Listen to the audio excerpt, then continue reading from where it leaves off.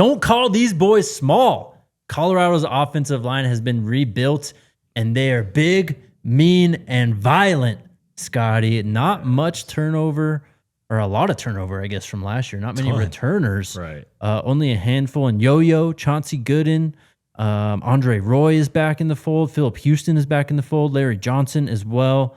And you got some young talent, but a lot of transfers coming in for the fourth consecutive year on the offensive line. However, it feels a little bit different already this season. It does, man. There's a palpable difference in terms of how this offensive line unit is being talked about, particularly within the building, right? We've heard running back Kalen Taylor say last week that this offensive line is phenomenal. We've already heard Brendan Marion tell The Athletic recently this is the best offensive line unit he's ever had, comparing it to when Marion was at Texas back in 2022, right? And obviously the small narrative has gone around about the team.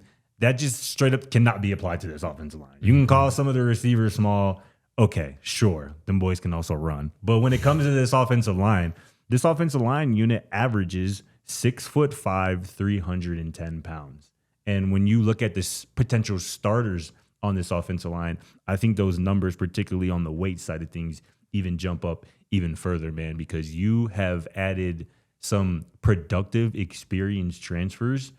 And you've also brought up a couple of guys that you recruited out of high school who have really gone on to develop into the type of player that you thought they could be when you recruited them out of high school.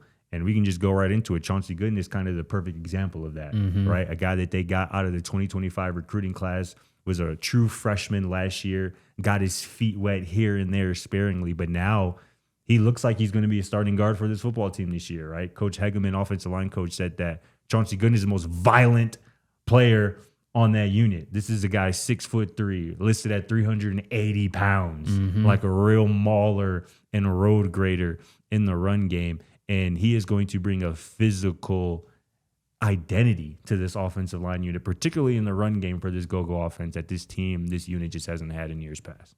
To go back a little bit to the beginning of this offseason and, the recruiting and everything, when you hired Brendan Marion, you basically were stating we're changing how we do business on the offensive line. Brendan Marion runs the ball wherever he goes. That is just a thing that is going to happen. That is what the go-go is built on. When you put two running backs on the field, you are sending a statement to everyone you play that we are coming straight at you and you've got to try your best to stop it. And guess what? If you do manage to stop it, we're just going to keep on running it at you because we know eventually the dam will break and we're going to break off some big runs, something that Colorado just hasn't had. So we've talked a lot about it this offseason, how this is a perfect marriage between a school that needs a run game and a guy who has a run game that follows him everywhere he goes.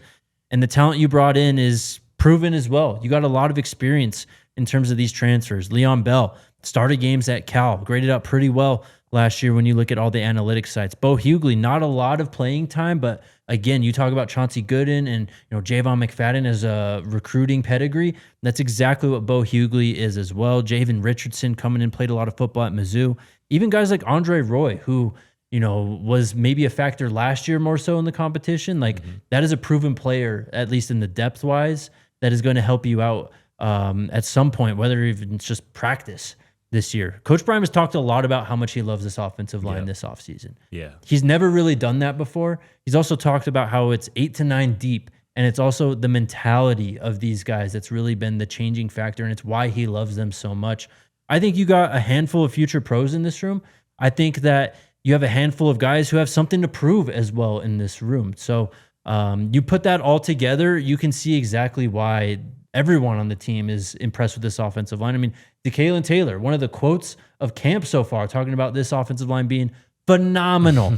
Phenomenal. This team is going to run the ball. I know, and I understand maybe the nervousness and the hesitation from Buff Nation when it comes to this team having a run game, but it really does feel like something is different this year. For sure, man. And being 8 to 9 deep is a luxury, especially if you trust all of those guys to be out there and to start for you potentially in a pinch.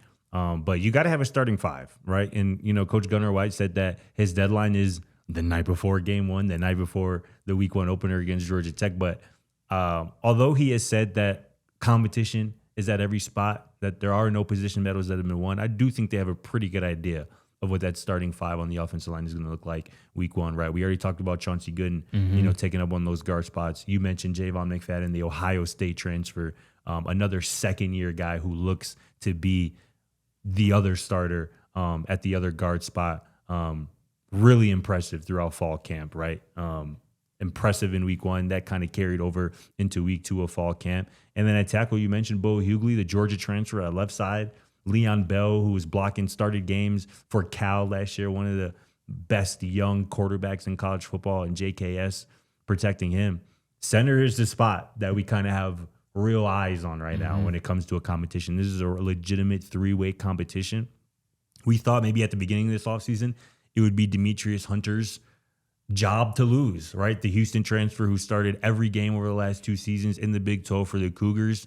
He has played a lot of football. He's an experienced guy, but Sean Kenney is giving him a run for his money. The Lafayette transfer also has started pretty much every game over the last 2 seasons. And, let Coach Gerard or Coach Gunner call it or say it right now. Like that is a legit competition. And after hearing from those offensive line coaches, I'm willing to venture that Sean Kenney has the edge, right? Because it's about this quote in particular kind of sold it for me from Gunner White, offensive line coach. Like the other guys around him, around Sean Kenney when he is in, they play better. And that is such an impactful thing at the center, at the spear of the offense, so to speak, to have a guy like that who kind of brings up the other guys lining up next to him. So this is a camp battle that includes YoYo Atia as well, that I think is going to continue throughout fall camp. And it's going to be best man wins. And whoever does, you're still going to have 1 to 2 really good options behind him. Totally. I mean, YoYo coming in from last year, I mean, he was the 6th man last year. I think he absolutely is in pole position to be that player again this year for the Buffs. Agreed. I mean, he's giving you some versatility on the offensive line as well, which I think that was a big factor in the recruiting as well. Sean Kenney gives you that too. But I just think that he's someone who is going to be a factor, maybe not a starter right away, but someone that you're going to hear his name throughout the season. And again, with that role you saw last year, maybe you just go jumbo package. You bring in that 6th offensive lineman on the field and you go out of that. I mean, you want to send a message you're running the football? That's a message right there. God. Leader and wild card in the room. Who do you think is the leader in this room for this year? I believe that the leader in this room for this year is the guy that we mentioned earlier. I think it's Javon McFadden. Really? I think a redshirt freshman you're going with? A redshirt freshman. We do second-year players now. It's first, that's second. True. We went away. It's 5 for 5. We're in a 5 for 5 year now. So this is a second-year player. Yeah, I'm calling it a second-year player. And we've talked about it, right? Throughout fall camp, we're 7 practices in. I think we're about 4 or 5 media sessions in. Each day there has been a position group, a representative from each position group. And the 2 representatives for the offensive line were YoYo Atia, who we all know and love, established himself as a leader of the team, and Javon McFadden, who has only been in Boulder for about 7-8 months. Yep. And I think whether it was those coaches or the other guys in that room kind of nominating Javon, so to speak, to be the representative of that group says a lot. Yeah. Because the talent is undeniable. This was a former number 1 offensive lineman in the state of Maryland in the 2025 recruiting class, a consensus 4-star recruit who spent a year developing last year at Ohio State with the Buckeyes. And I think now he has the opportunity. A switch, I think, kind of flipped mentally this spring, even after he arrived in Boulder, about how you need to practice specifically at Colorado to make sure that Coach Prime, Coach Marion, Coach Gunner, and the rest of that crew trust you. So, yeah, I know it's maybe a bit uncommon, and you could certainly go with an older guy, but give me Javon McFadden. I'm actually going with the other guy we heard from today. I'm going with YoYo. I think that he's exactly the type of mentality that Coach Prime, Gunner, Gerard, and Hedgeman want on the offensive line, right? A guy who, I mean, you talk about getting out the mud, man. This guy didn't even really know the game of football a handful of years ago, right? And I think that when he came to Boulder out of that NFL Europe program or international program, whatever it was called, you look at that and it's like, well, if you get anything out of this guy, it's a bonus. I think he's already delivered on that and then some. Yeah. I think that he is still a factor on the offensive line. Like, I'm not ruling him out for the center competition either.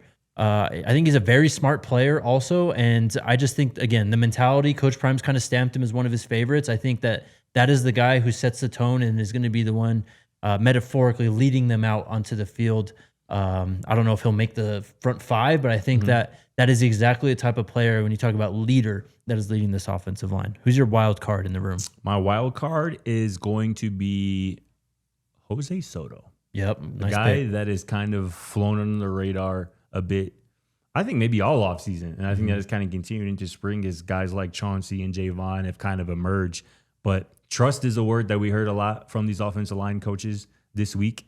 And that's a big part of why I think he's a wild card in this room, because obviously transferring over from Sac State, he started every game last year for Brandon Marion, that go-go offense at Sac State. And I believe there's a trust factor, a trust level between Brandon Marion and Jose Soto.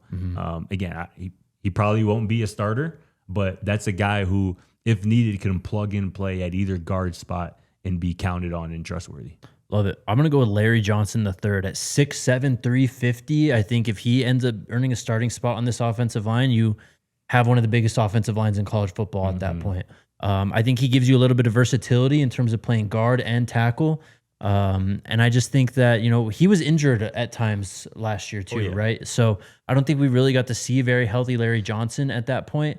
I'm excited to see if maybe this go-go offense is able to find him more of a position and also become more of a mainstay. And, as Coach Gunnar White said, lean into his strength, which is the running game. So those are some great picks, though. It's an exciting room. There's a lot to talk about with this room. Problem that the Buffs have had going back 3 years now, but it seems like the tides are changing for the offensive line at Colorado.